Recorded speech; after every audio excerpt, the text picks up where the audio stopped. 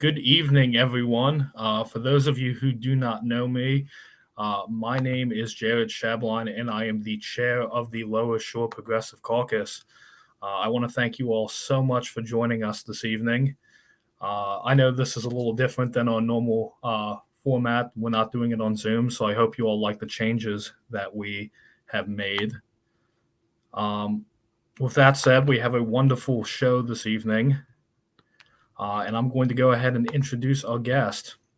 Mayor Day is a proud member of Salisbury and is proud to say he was born and raised right here on the shore.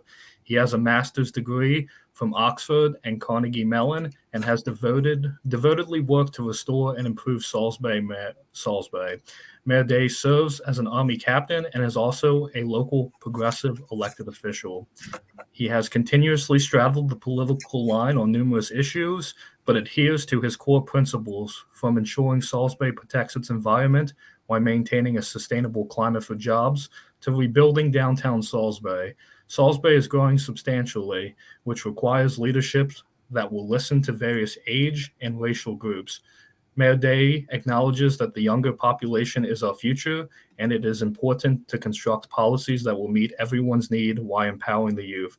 We are honored to have him here with us this evening, so please join me in giving a warm welcome to our mayor, our Salisbury Mayor, Jacob Day. Hello, my friend. Hello, Jared. Thank you for having me. Yes, it's wonderful to have you here. So tonight we're going to be focusing on the Home is Here initiative that has happened, that you all have just recently announced here in Salisbury. I believe, if I'm not mistaken, we actually have a clip for you to show. You want to end homelessness, there's only one model in America, and it's the state of Vermont's model. And it is starting to find homes in other big cities, but here it is. At the end of the day, it is housing first. I said, well, what does that mean? They said, you house them first. So what? We're going to just put a roof over their head, and then they're going to have their the addiction still, and they're going to have the mental health problems still? I said, no, that's not what we said. We didn't say housing only. We said housing first. You get a roof over their head, so they're not fighting for the basic stuff. Speaking to that clip, you previously stated that this program is not housing only. What are some of the other goals of the Housing First program? Yeah, Jared, thank you. And again, let me just say thanks for the hospitality tonight. Thank you all for having me here. It's a pleasure always when I get to talk to the Lower Shore Progressive Caucus, and I'm proud to be with you tonight. The program is obviously about housing. Right. There's no doubt that Here is Home is about housing, but nothing stops there. And this is certainly not one dimensional. So the ripple effects go well beyond housing alone. So housing is a pathway to we often hear about housing being a pathway to the middle class. It's also a pathway to generational wealth building. It is a way to anchor wealth in a piece of capital, real estate, that is going to hold value, usually grow value, and then be something that can be transferred to the next generation. It's the difference maker in many of the disparities, both racial, geographic, and of course socioeconomic, that we see in our country today. And so that's the biggest driver. This is a poverty reduction initiative as much as it is one about human dignity and shelter. Thank you, Mayor Day. We'd also like to show a second clip for you. This was, if I remember correctly, at your State of the City just a couple weeks ago. With our Here is Home program. This will increase the supply of available housing stock in Salisbury, incentivizing new construction, waiving all construction fees. That means as long as they stay on schedule and are under construction in no more than 2 years from the date of application, qualifying developments will pay $0 to the City of Salisbury in fees. To increase the amount of affordable housing in Salisbury, Here is Home offers a payment in lieu of taxes for affordable housing and a tax break for Salisbury neighborhood homes and Habitat for Humanity of Wycomico County's homes. So it seems like there you're kind of talking a little bit about how this is paid for Can you expand a little bit on how this program is paid for? When a lot of us hear, tax breaks and things of that, we think traditionally in this country giveaways to rich developers. Is that what it is? And can you kind of go a little bit into how it's paid for? Yeah, of course. Well, Jared, that's a very fair question, and there's two questions there, and both are reasonable and need to be answered when we're talking about something like this. So, first of all, can you expand on how this is paid for? Sure. Facets of this are paid for with our American Rescue Plan dollars. The capital improvement costs are paid for with our American Rescue Plan dollars. So when I give you at some point here, I'm going to hopefully get a chance to talk about the three pieces. The homelessness piece is paid for with our ARP dollars. The giveaway costs us nothing today and costs us a lot of monopoly money. Costs us a lot of things that we won't get if we don't incentivize. I want to be clear about something. Our fees are not our problem. We don't have too high fees. We don't have too high taxes. I'm sorry to break it to folks, but that's not an issue for us. That is not the barrier. However, what we have to recognize is that if we want to address the housing problem that we have, we must be willing to give something up in order to achieve actual construction. We can want it, we can wish it, but the reality is the housing market is telling us that because it costs the same amount of money to build a home in Salisbury that it does in the Sussex County beach communities, and yet they can get a massive price premium there, why would they ever consider building here? And the answer is they're not looking to make the same amount of money. A home builder or a developer isn't looking to make the same amount of money here. But if they're going to lose money, they're never going to get into the business here.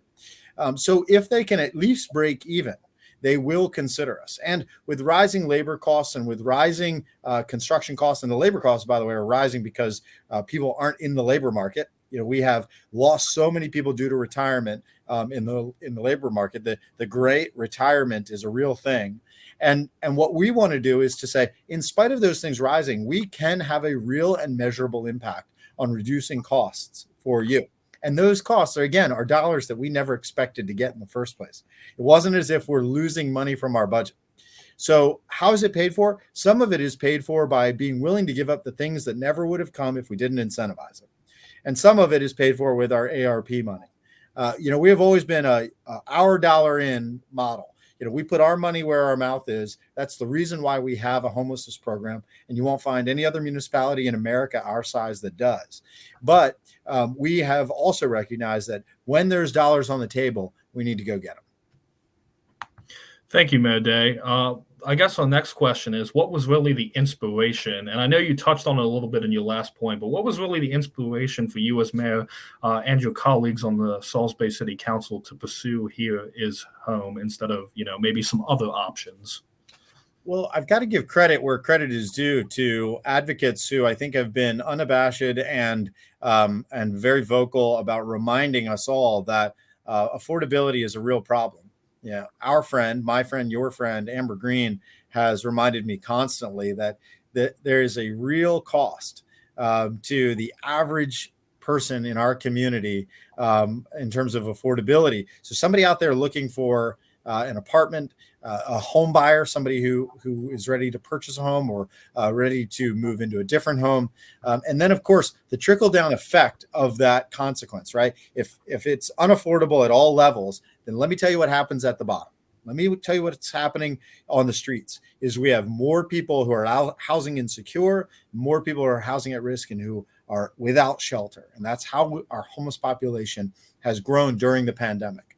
So what inspired me was coming home, continuing to hear that message, and just seeing at every turn somebody messaging me, calling me, asking me, Mayor, what can we do about rents? What can we do about home prices? I can't find a place. Can you recommend a place? I'm not a realtor. I'm not really good at recommending a place to live for people, but people reach out to me all the time and ask for that. And I am at a loss, not because I don't know which way to point them. And there's plenty of apartment complexes and things like that, but because it's unaffordable and there are too few of them. And that's what inspired us to ultimately decide to do something about the multifaceted housing crisis that we were facing. That seems to make sense to me. It's funny you mentioned local advocate and LSPC member Amber Green, and this next question is perfect because I can envision Amber asking it. That is, how will Here Is Home address homelessness in Salisbury and the Lower Shore at large? Yeah, so we have approximately, as of the last point in time survey, about 350 chronically homeless people on the lower shore, so Somerset, Worcester, Wycomico counties. Uh, Take you back to 2017, the Wycomico County piece of that was about 100 chronically homeless people.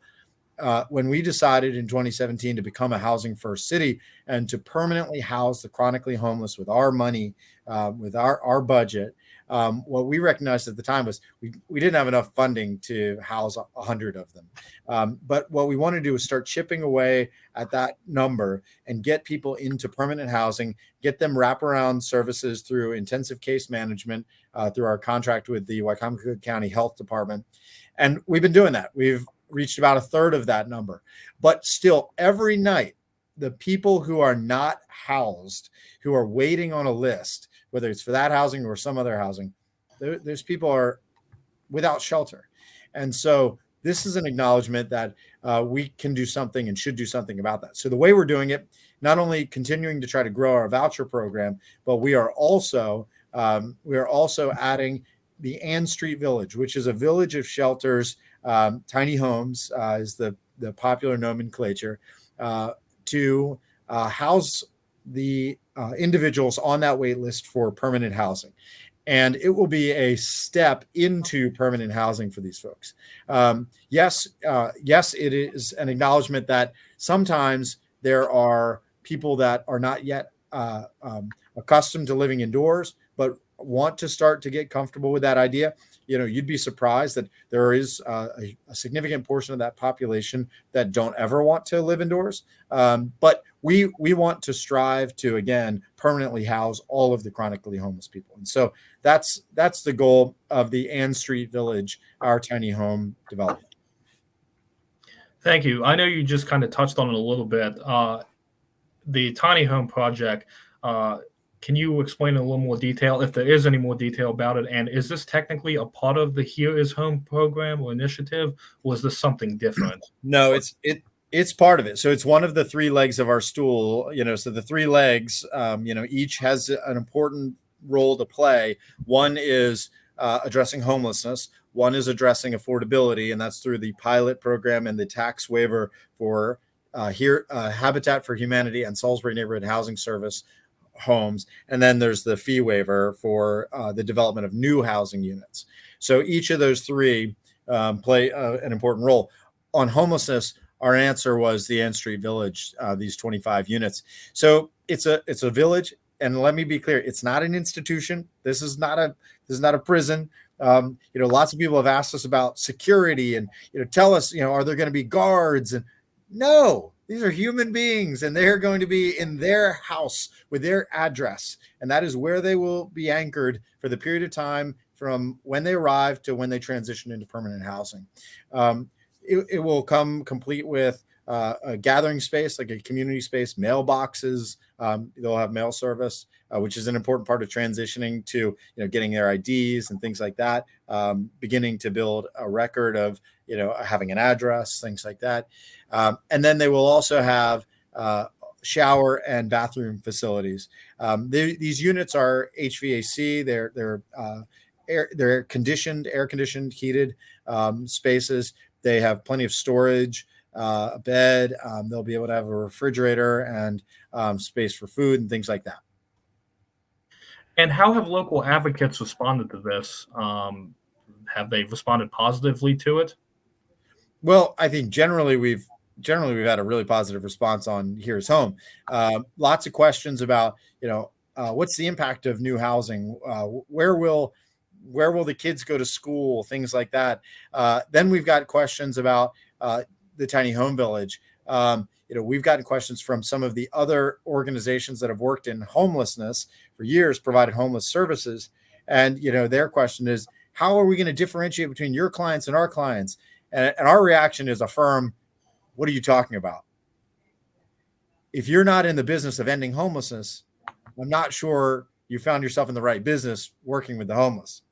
We need to all be in the business of recognizing that every single human being deserves a roof over their head, and we ought to work toward getting them off the street and under shelter as our primary focus. All other services are important and valuable, but at the end of the day, we want people who are homeless to not be homeless. Homelessness is not a permanent scar that you wear forever. It is a temporary condition that is solvable by resources. And we've got an obligation. Government, I think we all do as human beings, we've got an obligation to do the right thing by our fellow men and women. Thank you. So we've talked a little bit about, those who are unhomed, how this would affect them. How would the Heroes Home program help with working in middle-class families who maybe have a house or are looking to move into Salisbury? Like, for example, I'm someone who is middle class who is looking at, purchasing my first home. How will this program help someone, like me, who is fortunately not homeless? Well, the bottom line is that the most important facet of this in terms of reducing the cost burden on families, those who have a home or are interested in a home here, is that we have to increase supply. We have a mismatch. We have a simple mismatch between the number of people that want a house in Salisbury or an apartment in Salisbury and the number of people and the number of housing units that exist. The rate at which people are trying to move here, that demand has outstripped the rate at which we have added housing units. That's a problem. And it means that even things that are not of a quality that you might want to consider or I might want to consider, those things are pricing people out of the market. And it's pretty unfortunate, of course. So rule number one is try to have the most impact with the policy decision you're making, and that's what that does. But a more targeted piece is our affordability leg of the stool, and that's got three pieces to it. One is a specific property tax credit for the properties that Habitat for Humanity purchases, that they are going to build homes that will be owner occupied. And the way you get those homes is not by putting money into it. You get it through sweat equity. So you get on Habitat for Humanity's list, and through sweat equity, you help build that home, and you own that house. The most recent one at 313 Barclay Street, we have a Haitian family moving in to that house soon. The second is a similar bill for Salisbury Neighborhood Housing Service, which is a similar organization that just is a locally created organization entity that is affordable, owner-occupied housing focused. They do a lot of other things too. They do financial literacy training. They do lots of education. They also do loans. They do grants to people that want to buy their first home or buy a home. You should contact Salisbury Neighborhood Housing Service. I think it's salisburynhs.org. And then the third is a payment in lieu of taxes, a guaranteed minimum payment in lieu of taxes for the creation of new permanent affordable units. So if somebody wants to build an affordable housing development, this guarantees the reduction of taxes on each unit in there. So let's say you got 40 units, that's 40 families that, aren't going to have the $500 or $600 a year city tax burden on that unit. So that means that it's more likely that we get those units built here versus, say, another market like the Baltimore market. And for the last decade, most of the affordable housing in Maryland has shifted to the Baltimore immediate area around Baltimore, in and around Baltimore City. And we have lost out. And so we want to do something to incentivize and kind of change the market on new affordable units. And one of the first questions when the LSPC put out the information about the Heroes Home program was, how does the program encourage environmental sustainability and protect green spaces and, of course, our Wacomico River? I know the City of Salisbury has worked very hard on the green team and its environmental impact, but how does this program specifically make sure those things are taken into account? My instinct is to react to that by saying it doesn't. This is not an omnibus bill. This is a bill focused on housing. But of course, the truth is it does in a really significant way. If you look at all the housing development from the 1980s through the 90s into the early 2000s. Guess where it is? It's greenfield subdivision sprawl. It is low density. It is mostly septic systems. What is the one factor that continues to increase in the introduction of nitrogen and phosphorus into our Chesapeake Bay? It's septic systems. We have to get off of septic, and we must do that by connecting homes to municipal sewer. And in Wicomico County, the big player in municipal sewer is now and will always be, because of our massive wastewater treatment plant, will be the city of Salisbury. And so adding housing, it should be in and around our municipalities.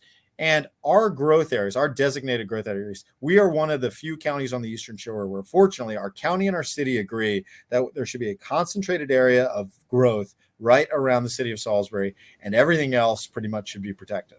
I mean, for perpetuity, forever, we will not sprawl into the countryside. The county comprehensive plan says that, and the city comprehensive plan says that. Now, there are politicians, there are elected officials that vehemently disagree with that. And guess what? It doesn't matter, because not only do our plans say it, the state of Maryland law states that now, based on the 2012 septic bill, we will ensure that sprawl does not exist in this state anymore. And so the concentration of housing in and around our cities is precisely what is going to be the difference maker in how we respect our land and how we respect our waters. So this is a significant acknowledgement of the value of that way of building out sustainable cities into the long term, and not allowing ourselves to fall into the practices of the past by sprawling into our naturally sensitive areas and into our agricultural land.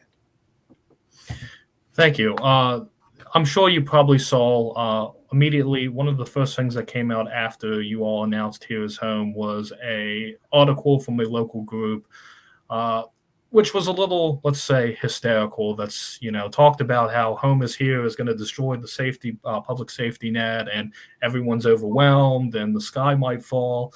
How will Here is Home affect public safety, and can you ensure us that the sky will in fact not fall because of this?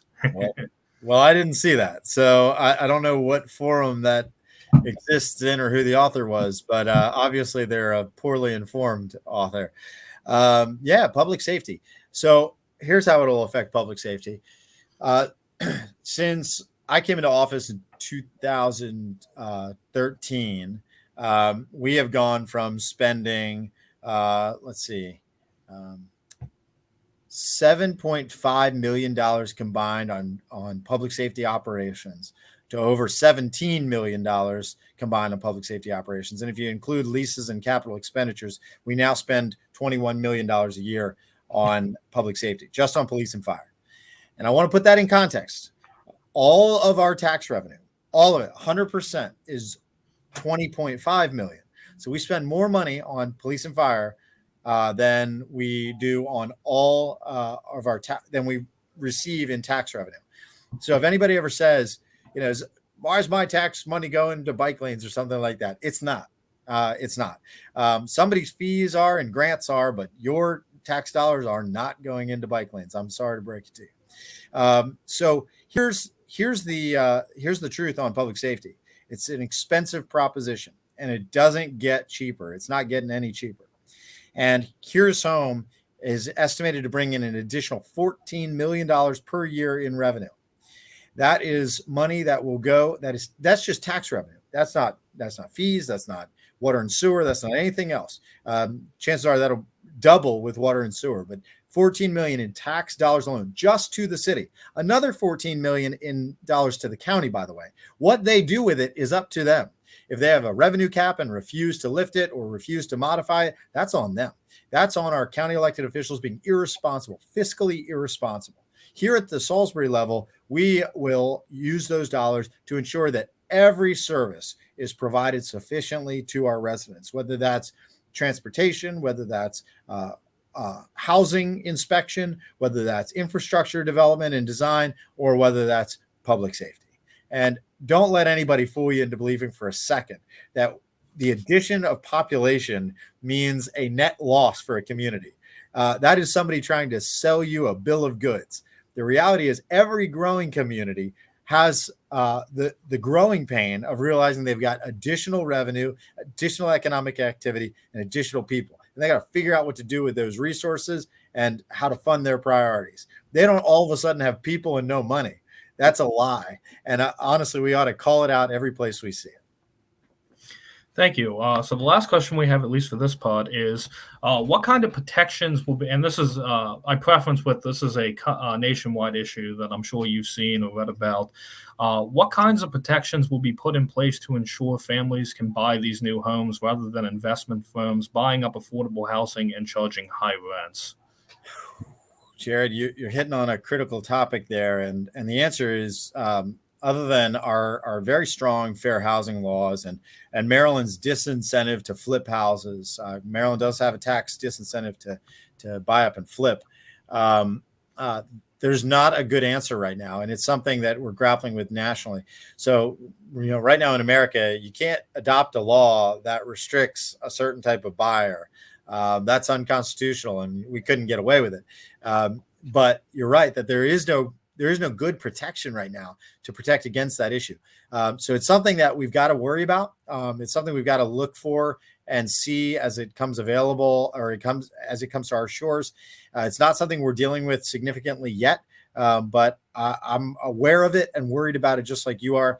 I saw the 60 Minutes episode the other night last week. So we're all aware of it and we're all worried about it.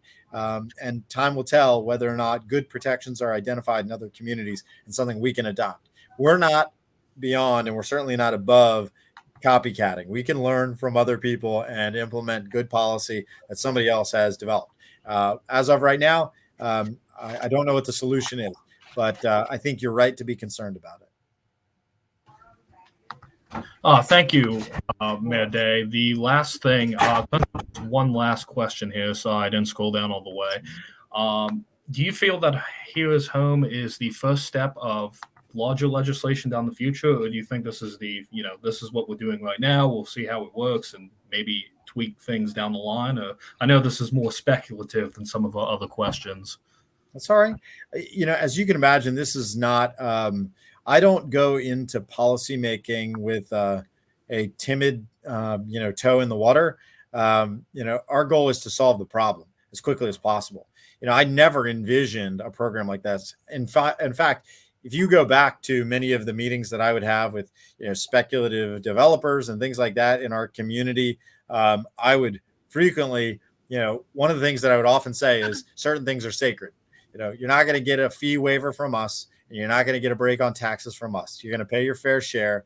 And that's just a common thing that I used to say. And this is a recognition that crisis required us to put the sacred things on the table.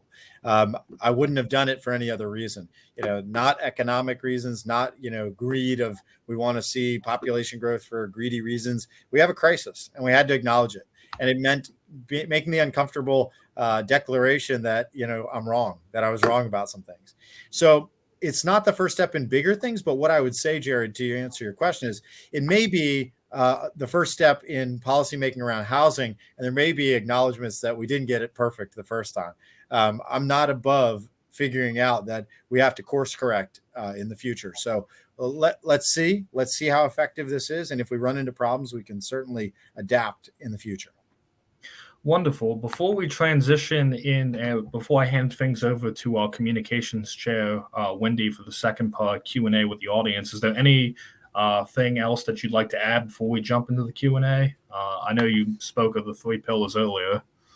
Look, I think we hit on a lot, and we covered a lot of ground. So I'm happy to take any questions that anybody's got for me.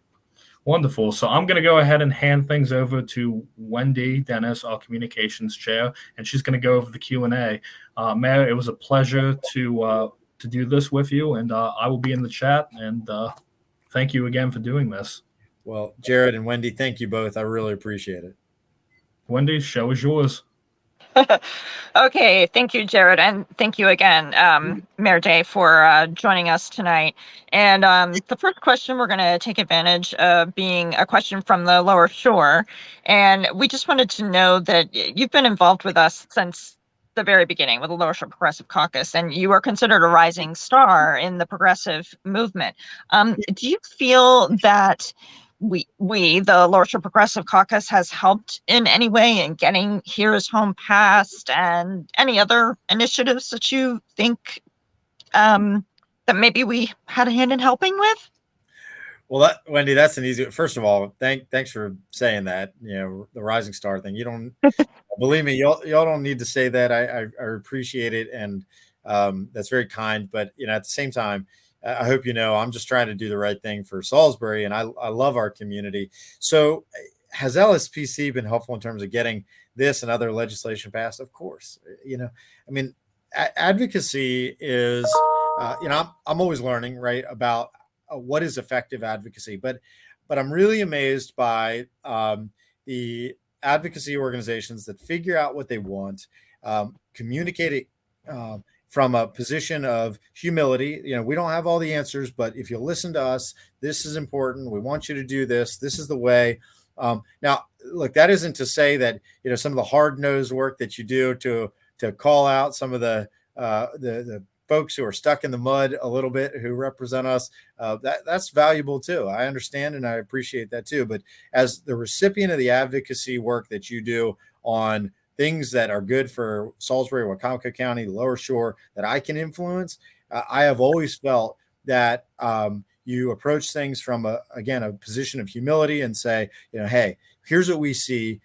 Tell us if we're wrong, but here's the problem we see, and we encourage you to do something about it, Mayor.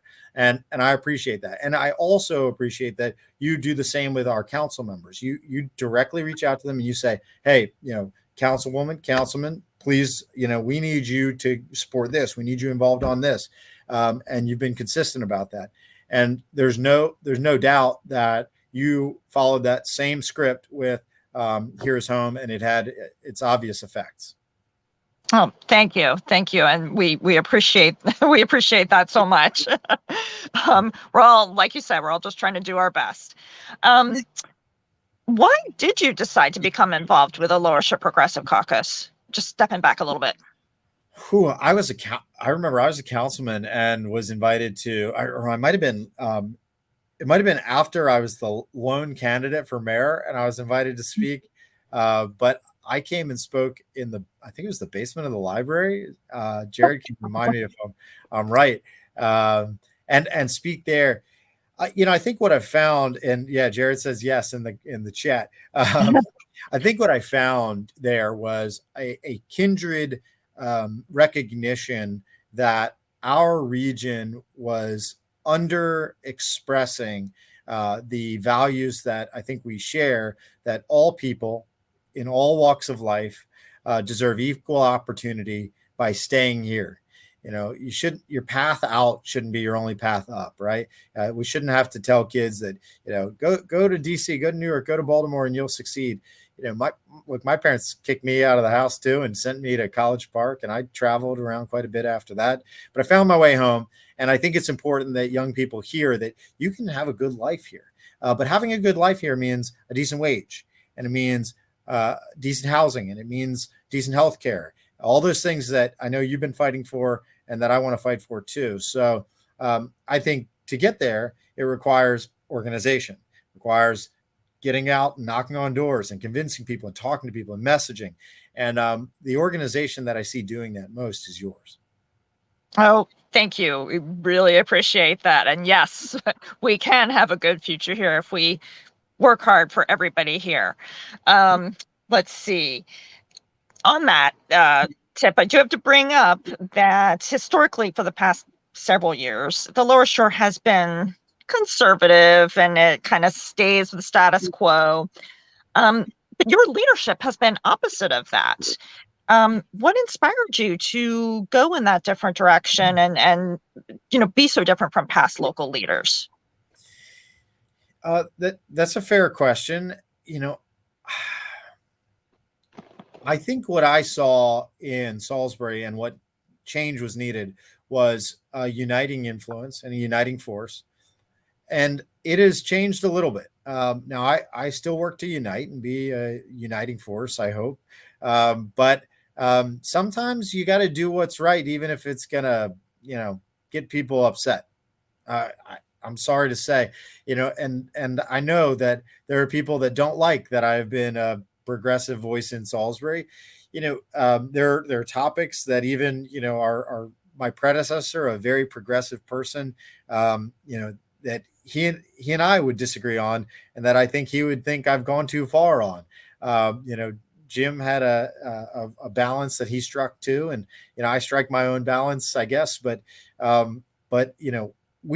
think we know that the expressions of acceptance and love and unity and community that are fundamental to the message of what Salisbury has become and our renaissance are also things that are fairly progressive. And I also want to point out that the numbers are in our favor, Democrats. Now there can be progressive Republicans, I'm sure. There can be progressive independents. And I'm not suggesting at all that I'm a partisan person. You know that I am not by my nature. I am, selfish for Salisbury. That's where my heart is. But goodness, if we could get people out to vote, I think we might see a difference across Wycomico County. Oh, that is excellent. I'm looking to see if there's any questions. Bear with me. See one. I saw two. I see one right here. It says, when can we expect to see the tiny village? Yes. So you should expect to see the first site work in the next few weeks. So in April, you'll see the first site work. So that will be utilities, so electric, water and sewer underground, stormwater management, and then the substrate, the subsurface, and asphalt. That will be the base of the homes. So all of that work is going to start in the next few weeks. And then at some point in late April, I think maybe early May, we'll see the delivery of the homes themselves. They're coming from Seattle. So they're manufactured out there. They're palletized. The company is called Pallet. So they fold down and put on they're palletized on a truck, and then they're driven all the way out here. And then you'll see those pop up. The other question I saw was from Our Revolution, which said, can this program be done statewide? My answer is I don't see why not. And I see it's coming from Twitter as well. Can this program be done in other parts of the state? I don't see why not. And I shared some of our successes in an op-ed in Baltimore Sun. It was online yesterday and in print this morning. And our thought is this. My thought is this. There are lots of things that Maryland needs to do with respect to housing. This is not it. But this is something that jurisdictions could do to ease the burden and reduce the massive difference between demand and supply that we have. Thankfully, people still want to be in Maryland. So let's let them in. And when we let them in by providing housing, they're going to be willing to accept jobs here. They're going to be able to contribute to the economy. And what's really exciting is they're going to be able to contribute to our communities. Their kids are going to be in the soccer program or in the school, or, they're going to be donors for our local Red Cross or whatever. Those are the things that come from growing a population. They'll start businesses. They'll start, new endeavors, new community enterprises, and all of that benefits every single one of us. And then I guess I just saw the question about nationwide. I don't know every state. I don't know every state's challenge like I know Maryland's, and I don't know every community's challenge like I know Salisbury's. But America is 6 million housing units short right now. And the affordability crisis is something I hear about at the National League of Cities conferences and the U.S. Conference of Mayors conferences. I'm one of the few Maryland mayors that's lucky enough to participate in the U.S. Conference of Mayors. And what I see there is many mayors grappling with the same issue. And yes, why couldn't this be a program that is adopted by them? There are pieces of it. There are pieces of it all over, but assembled into an attack on the problem that we have, I think communities could begin to see a difference. And I think we will begin to see a difference. That's excellent. When you go to some of the conferences of city leaders, are you finding that they're receptive when you discuss what's going on here on the Eastern Shore? Yeah, I belong to an organization, Wendy, called Mayor's Innovation Project. And the Mayor's Innovation Project met 2 weeks ago in Washington. And certain mayors were asked to give an innovation spotlight. So where we present something, and I presented Here is Home. I presented it right after the mayor of another city and another much larger city in the Midwest, a fast-growing, very large city. And that mayor presented pallet shelters, and their solution to homelessness was going to be pallet shelters. And it was as if someone knew, what I was going to present after. So I presented after and presented, this plan, fairly comprehensive, addressing multiple facets, including pallet shelters as the homelessness facet of our housing crisis response. And I think, whether it was the timing of those two things or whether they liked the presentation, it was the focus of the conversation for the next day and a half. And, that to me was a sign that maybe we got something here. Maybe we got something that, could be shared with others and that they could benefit from. And this is a free idea. Nobody, there's no patent on it. This is right out there in the atmosphere, out there in the ether. Any other town could use this too. Excellent. I'm still hoping to see a few more questions. Oh, here we go. Our fire and EMS team are top notch, and we will not let that change, period. That is a comment from our friend Michelle. Yes, very true. Wendy, Wendy, I'm sorry. Go ahead, Wendy. No, go ahead. Go ahead. You heard it from Councilmember Gregory. She controls the purse strings. The council has the fiduciary responsibility for the city. I spend what they give me. But the councilwoman said it well. They're top notch. And why in the world would we let that change?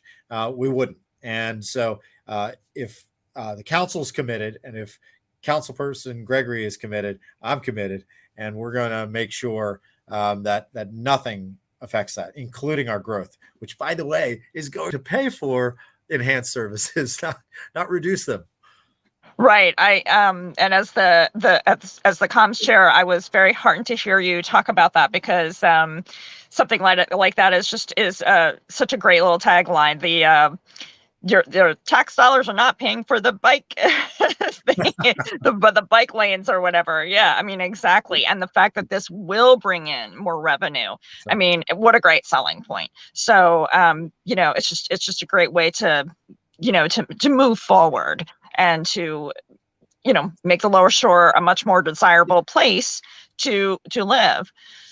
Let's see. Anybody else have any other questions? It's so unusual. Usually, Jared says this is the first time ever that nobody has any questions. What's going on? Have I bored everyone to sleep? I think that you explained everything very well. And it was very, this is very comprehensive. And I think, anticipating some of the questions that people had, as you're talking about the tax dollars and everything. I mean, that's obviously almost the first thing that somebody goes to, as I'm sure you're very familiar with. So, hitting that up front. Another good question from Jared. How can organizations such as ourselves help educate the community on this? What more can we be doing? Yeah, I think finding those talking points that resonate with people that are inaccurate. So the comment that you shared, that someone had expressed a concern about the impact on public safety organizations, I think that's a great one. Take that and run with it and say, that doesn't make any sense. And that sounds like fear-mongering masked as concern, which is how all fear-mongering is masked. It's always masked as concern. I'm just concerned for X, Y, or Z. That's not what their purpose is. If someone is saying that, their purpose is to try to undercut the growth of our community and try to remove the value that we want to add. And they would do it for this, and they do it for anything, right? It's got nothing to do with housing, right? So on that point, I think organizations like yours messaging back with a strong, what are we going to do with that $14 million in revenue when that housing is built? How are we going to spend that? What are our priorities as a community? Public safety? Absolutely. So what are their needs, and how can we use that $14 million to meet those needs? Do we have all the tax dollars and resources we need to meet all the needs we have? Absolutely not. So I think it'd be great to say, hey, we have an open question, which is, how are we going to spend this money? I think that's a fair question. Now, I don't want to get ahead of ourselves and say that's going to come tomorrow. That's going to take 4 or 5 years to arrive. But as that big revenue begins to rise, and oh, by the way, our revenue is rising anyway. We had another record construction year this year. But as that revenue rises, how are we going to apply it to our priorities? How are we going to resource our priorities as a community? And it'd be great if it wasn't just the city of Salisbury asking that question, but if our partner organizations out there and community advocates and community leaders like yourselves were asking that question. Mm-hmm. Excellent. We talked a little bit about, I see another question coming up. Can you talk about how this will bring in more jobs and better services like doctors and such? And yes, that's an excellent point. I loved your quote in an article on this that I read recently, where it was, I think, a medical professional, maybe a doctor. They were looking for a home in the Salisbury area, and they wound up having to live in Milton, a whole nother state. So yeah, that's a little scary. So yeah, could you talk a little bit about that, about bringing in the jobs and the better services? Definitely the medical field. Well, there are countless anecdotes about the impacts of not having enough housing. And one of them is that people have to choose another community. In 2016, I think it was, my dad gave a talk at the Salisbury Area Chamber of Commerce. He was then at Purdue, but not in his current role. And he talked about how when they recruit executives, there are 2 problems that they face. One was people wanted to see a more vibrant center to the city, more vibrant downtown. And 2, that those families, when they came here, they were concerned about the school system and lack of funding, lack of resources for our schools. I think we have seen a unparalleled rise in the activity in our downtown. Still more we want to do, of course, but an unparalleled rise and rapid rise. But our schools deserve more. They need more. We are the lowest funding county per capita in the state, and we are not doing our fair share, which is something we hear in Annapolis all the time. But that being said, I think there are glimmers of hope on the horizon there. But undoubtedly, if they can't find housing that meets their needs, they're going to pick another community. Now, Purdue, as one of the participants in the Opportunity Project, which is where we bring new executives to town or bring them together for like a cocktail hour and say, hey, here's why it's a great community. Thanks for choosing us. One of the things we've heard from them is that many of their most recent arrivals have been able to choose homes in Salisbury, have chosen this place instead of Southern Delaware or Easton or Worcester County, which is great. That being said, those stories will continue to pile up as housing at all levels is scarce.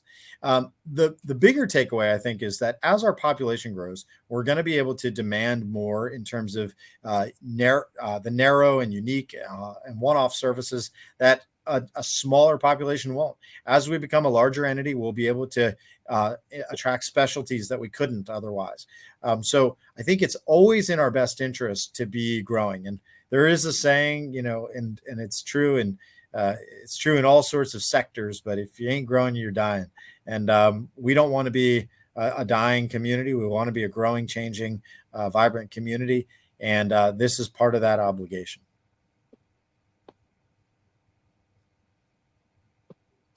Excellent. I got a comment here that you're doing wonderful. Thank you, Demetria. Okay. If there's no more questions, do you have any closing remarks? Again, I want to say thanks for the forum. Thanks for the questions, both the first questions and the questions folks had. Hugely helpful. And really talking about this helps me too, because it helps remind me of why we're doing this. We get bogged into the weeds and the program and the details, and it's really helpful to talk about purpose and to remember to talk about purpose. So thank you. and I really just appreciate the forum and the audience. So I wish you all a wonderful night. Oh, and thank you. And before we go, I'm going to hand it back over to Jared to bring us home. Thanks, Wendy. Hey, everyone. Thanks again, Mayor. I really appreciate you taking the time to do this. I know you had a busy schedule, which had like 4 events before this, so we really do appreciate you taking the time. Before everyone leaves for this evening, I do want to mention a couple brief things. Number one, unfortunately, the streaming was not able to be done on YouTube tonight because they need a 24-hour notice when you first activate. However, the good news is this entire town hall will be on our YouTube. The second thing I want to mention is I want to thank Tyler Jones, who's working behind the scenes, for setting up the Streamlab. All these cool graphics you see, whether it be in the corner, whether it was the intro. I mean, he did this. He linked it to Twitter and Facebook. I mean, he's put a lot of painstaking hours in making sure that this program works nice. So I want to thank Tyler. I also want to thank Wendy, our communications chair, for not only helping do this event, but working on the run of show as well. With that, I want to leave you all with 3 things. And if folks, Wendy and Tyler, if you can put these in the chat, that would be wonderful so people can see on Facebook. So we have announced tomorrow morning, we are going to be announcing the results of our first round of endorsements for the 2022 midterm election. We're going to need folks to help get these folks elected. We're going to need folks to continue to advocate and inform the community about programs like Heroes Home. We're going to need folks to do everything that the LSPC does. So the first thing I'm going to do is I'm going to ask you to click that Google form link and sign up to volunteer with the LSPC. There were several roles, both behind the scenes like Tyler and in front of the camera like me, that you can do. There's a place for everyone in our organization. The second thing I'm going to ask everyone to do, and I know it's a pain to hear this, is I'm going to ask everyone to make a donation to the Lower Shore Progressive Caucus PAC. Every dollar we raise is used right here on the Lower Shore to elect good political leaders like Jake Day, like Michelle Gregory, like Todd Knock, like Amber Green. So that link will be in the chat. And then finally, I'll ask that you go to our website, lowershoreprogressives.com. There you can see our op-eds. You can see pretty much everything that our organization is doing. With that, I want to thank every single person who has joined us on Twitter, on Facebook, who will be watching us later on YouTube. Thank you so much for your time, for tuning in and your questions, and I look forward to seeing you all hopefully next week at our monthly meeting. Thank you all so much.